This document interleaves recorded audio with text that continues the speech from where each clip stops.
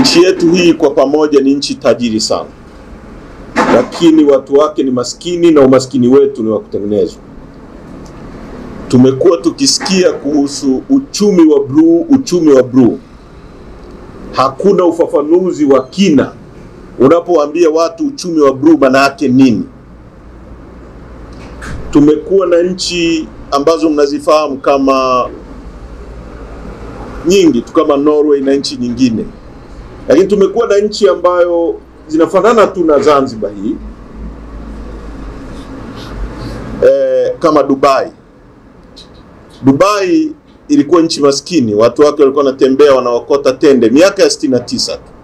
Mwaka 61 sisi tunapata uhuru, Dubai ilikuwa na watu 70,000. Wamevumbua pipa lao la kwanza la mafuta mwaka 69.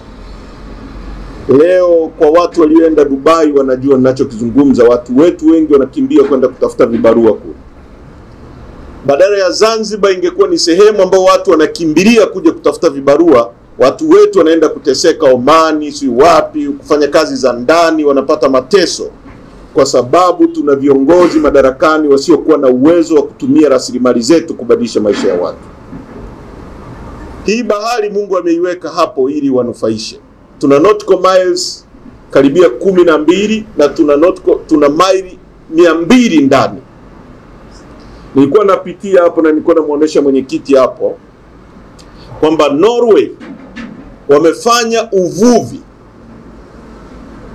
kwa mwaka 2023-24, export ya mazao yanayotokana na uvuvi baharini ni dola za Kimarekani bilioni 9.4.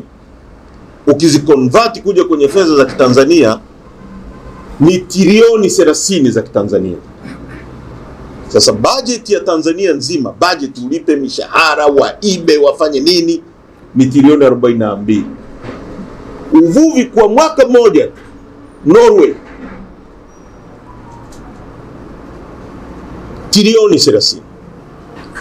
Kama tungekuwa na viongozi wanaowapendeni nyie, sio wezi walioko madarakani kwa majina ya viongozi, hii bahari nyie mngekaa nyumbani na mtu unalipwa milioni 10 huko nyumbani, unakula starehe. Boti zinaingia humo 20 tu, zinavua samaki, viwanda vinachakata. Tusingezungumza kuhusu mtu kukosa ajira, tusingezungumza kuhusu watu wetu kukosa chakula, tusingezungumza kuhusu barabara mbovu, tusingezungumza kuhusu watu kusoma kwenye shule za hovyo, tusingezungumza kuhusu watu kukaa kwenye majumba ya hovyo.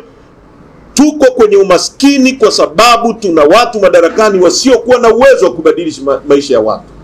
Tumekuja kwenu na tunaomba mtuunge mkono.